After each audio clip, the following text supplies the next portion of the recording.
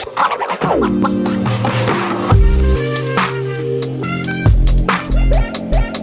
there, welcome back to my channel. My name is Brittany Bundles, and today's video we're going to be answering a question. Well, I'm going to be answering a question that I got from you all. I got a question on my website, keepingupwithbrittany.com.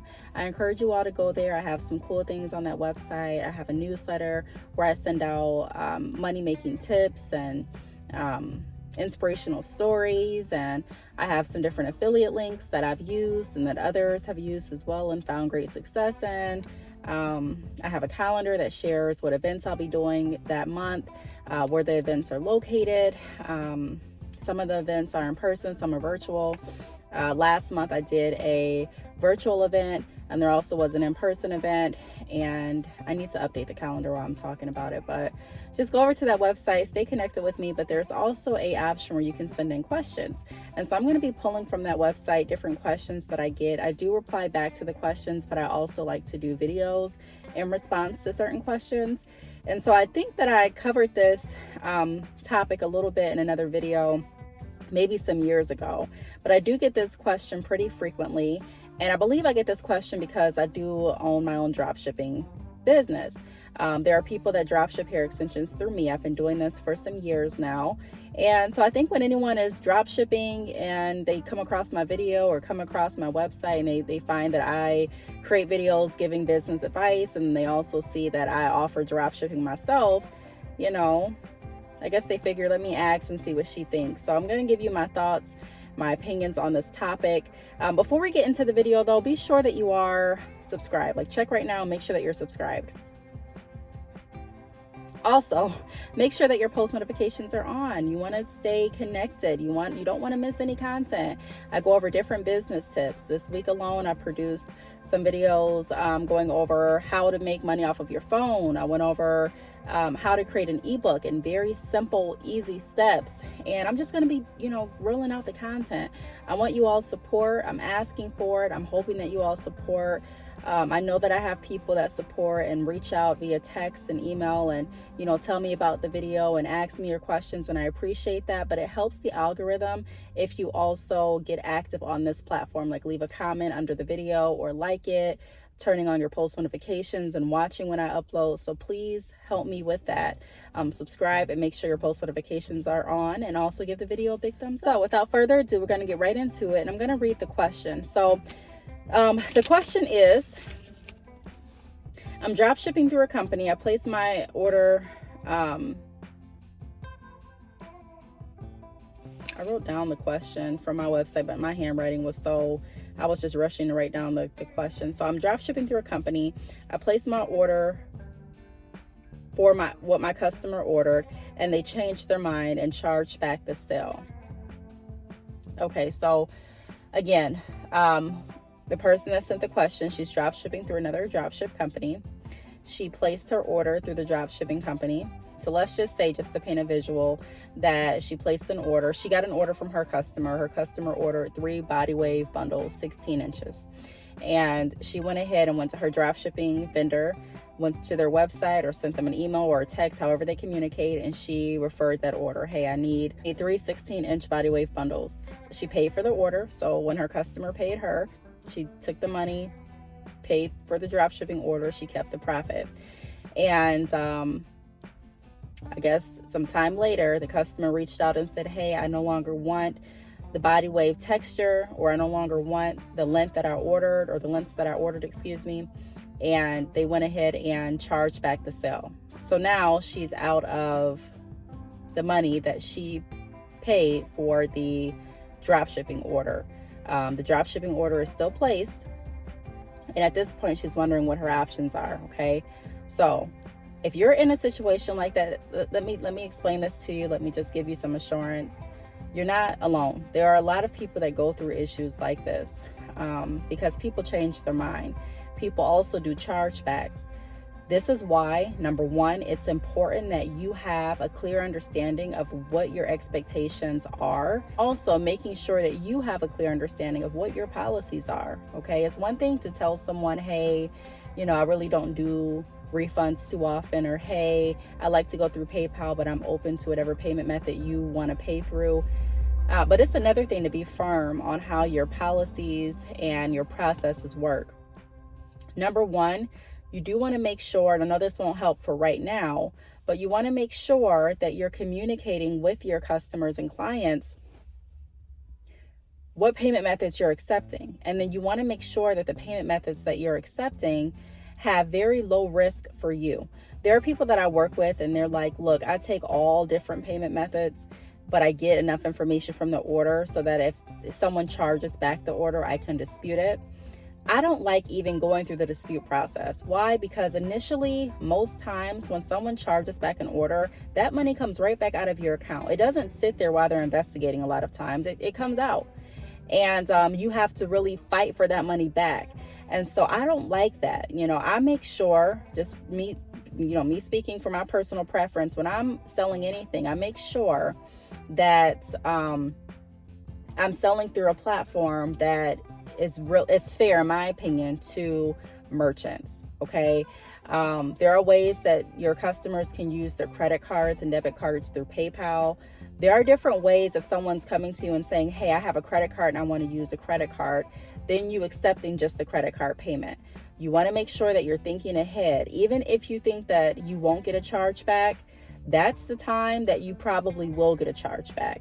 You want to make sure that you're thinking about the what ifs, okay? So I want to put that out there. Make sure that you have payment merchants that you are comfortable using, okay? So that no one can easily charge something back as they feel. If they change their mind, they're charging back. We like to think that people won't be like that and people will think about the back end effect on small businesses, so to speak. But a lot of people don't. And when I say don't, number one, they don't think about that. And number two, they don't care. I'm not saying everyone, but I've learned in business that some people just don't care. Some people literally have a habit of buying things online and charging them back. I remember sitting in the car with someone and I was waiting for lunch or something. I don't know what kind of, I think it was lunch or dinner, one of those. And we were talking and they were telling me this story where they placed an order for something and then they got the order and they told their credit card company that they didn't, and they were laughing about it. And I was sitting here thinking, like, how is that funny? And I started asking questions like, well, did you think about what happened to that company? You're taking money out of their pocket. And they were like, I don't care. It's a big company anyways. So I was shocked when I heard that, but it's very frequent. It's very common for some buyers to not really care about what effects it has on you. So that's number one. I want to put out there, make sure, and I've mentioned this, in so many videos, and I probably will keep mentioning it because it's so important. A lot of times we get wrapped up in trying to be very convenient for our customers and clients, and we want to be convenient, but you also have to make sure that you don't allow that convenience to hurt your business, okay? You want to make sure that this is something that is protecting you as well. This is a transaction that's good for you as well. Okay, and then the next thing that I want to recommend too is having clear, and I don't know if this person had clear expectations on their websites or not, but once an order is processed, if it's going to make it easier for you to for you to do your drop shipping process, because when you're drop shipping, you don't have the hair on hand. So whereas if you were purchasing in bulk and you had hair on hand and someone said, hey, I no longer want 3 body wave bundles, I now want 3 Mongolian deep wave bundles, it may be easier for you to go ahead and switch out that order if you haven't sent the bundles out, because you have hair on hand, you have inventory to do that. But if you're paying as you go, or if you're doing like drop shipping, once the order is processed, it depends on your drop shipping company's policies too. Are they someone that offers refunds? Do they offer edits on the order? You have to check into that as well before you decide to do drop shipping with certain people too.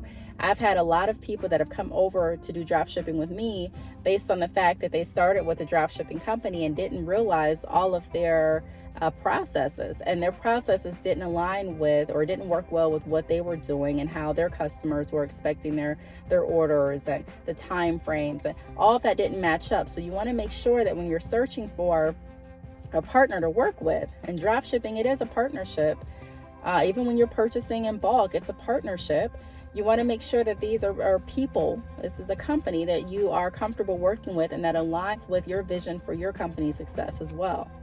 All right. So what I would do in this situation is I would ask the drop shipping company, can they update or refund the order? You know, at this point, you spent your money with the drop shipping company. Your profit and the order money has been charged back. And so you may be in the position where you're like, I just want to cancel the order. So ahead of time, check with their processes, check their policies, and, you know, ask them, hey, and explain what's going on and see what they're willing to do. Sometimes you're surprised. You may be surprised what companies are willing to do. And that could go either way. You may be surprised that they say, hey, there's nothing we can do once the order is processed. Or you may be surprised that they say, hey, we can go ahead and refund the order. We haven't shipped it out yet. Just depends. They may even be able to edit the order and change the order to what your customer was looking to purchase. If that's the case, then you want to make sure you're reaching out to that customer as well and asking them, well, what textures are you interested in? What lengths are you interested in? You know, just getting additional information so you can see if there is some way that you can help. Because if the drop shipping company is able to edit the order, it's going to make it a more seamless and efficient process if you can tell them right then and there what to edit the order to, instead of you saying, okay, I was just checking with you, now let me go and get more information from my customer. Get all the information that you can up front. All right, so the next thing that I would recommend doing, and I've already touched on this, is set proper expectations on your website. So if you are doing drop shipping, I strongly recommend you have on your website no refunds. Even if you're not doing drop shipping, it makes it so much more clean cut to have final sales. Now, can you do exchanges? Yes, but would I promote exchanges? No.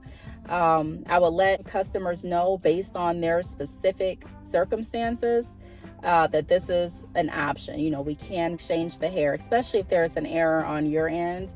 There are different scenarios where you may mess up and send out the wrong length.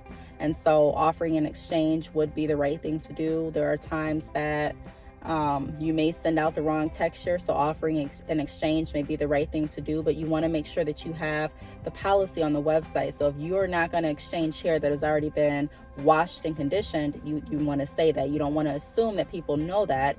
You want to have that written out for your protection as well. Okay. Also, if you don't want to offer any exchanges, you don't have to. There are some companies that say no refunds, no exchanges, sales are final, and that is okay. You don't have to do anything that you're not comfortable doing, as long as you let your customers know ahead of time. So have it on your website. And then if you are in conversation with a customer and they're asking about certain things, or you realize that you made a mistake by sending out something that's wrong, then you can say, hey, we do offer exchanges. I'm happy to exchange this order for you, you know, but I wouldn't go out promoting exchanges and refunds. Some companies lead with the fact that you can get a refund. If you don't like it, ask for your money back. I would not promote that, because you're going to have more than not, you know, my guess is that you'll have some people that bite on that and that purchase and try to refund to get their money back. And it can make it difficult, because you may have some people where they're like, hey, I didn't wash these extensions, and you can clearly see that they're washed, but they'll argue with you that they didn't wash them. They'll argue with you that the extensions came without the bundle wrap. You know, the extensions came and they weren't bound when they were shipped out, you know, and you're like, yes, they were. It was in a bundle when I sent it out, and now it looks like someone installed it and is sending it back. So you want to be careful of those things too. Have everything outlined on your website and detailed. It doesn't have to be too long, and no refunds is no refunds. But if you are going to offer refunds, then have that policy outlined too. How long are you offering refunds? Can someone purchase today and then contact you back next year this time and ask for a refund? You know, you want to think about all of that. And then the last thing that I would go over is, you know, you may have to place another order. If that customer is still wanting to order with you, and let's say the drop shipping company is like, no, we don't do any edits, we don't do any refunds, you may want to consider reordering again. Now, I don't know if you will want to reorder with this specific customer because they did do a chargeback. I don't know if they contacted you before they did the chargeback. I don't know how everything worked. I don't know all of the details. But let's say you have a customer that doesn't contact you, doesn't try to resolve anything. They go straight to their bank and does a chargeback. You want to ask yourself, how do I want to handle this particular scenario? Do I want to reach back out and offer her to place another order, or do I want to leave it as is, as far as she got her money back, I'm stuck with the order? But the bright side is, because there's always a bright side, you can save those bundles and you can have them in your stash for when someone else orders, or if you want to do like different promos and marketing with the bundles. I mean, you're out of the money, but like I said, it's you can still use that hair and resell it. So you just kind of have to decide how you want to proceed with that specific scenario.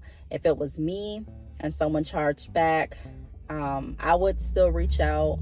I would ask additional questions, see what they're looking to do, see what caused them to charge back instead of reaching out. Just kind of get a feel for exactly what the customer was feeling, what they're expecting, and me figuring out if this is something that I'm able to do, whatever's going to make them satisfied. Is this something I'm able to do within my realm, within the drop shipping structure that I'm operating through? When you purchase in wholesale, though, it does give you more freedom. I just want to put that out there. I did create an ebook going over how to upscale your hair business, and it's called Drop Shipping Now, Wholesale Later, and it talks just about how to grow your business from not solely drop shipping to having hair on bulk, because that gives you the higher profit, and like I said, it gives you more freedom where you don't necessarily have to go through the drop shipping channels. Now, I do want to say too, when you are looking at purchasing in bulk, it doesn't give you an excuse to not build that relationship with your vendor, to not have your policies and processes outlined. I mean, you still want to do some of the same steps, but like I said, it just gives you more of that freedom. So if this would have happened when you had hair on hand, inventory in-house, even if she charged it back, you would have been able to contact her. You can still contact her with drop shipping, like I said, but it would make it, you don't have to go through a middleman, is what I'm saying. It wouldn't be all of that, let me check with my drop shipping company and then I'll get back, it wouldn't be all of that back and forth. So I hope that this question helped. I hope this answered the question, and I hope that this answer helped. I am going to be doing more videos like this based on the questions that I get from my website, but I am encouraging all of you to leave questions down below as well, because it does help the YouTube algorithm. I want to thank you all for watching, and I will see you all in the next video. Bye.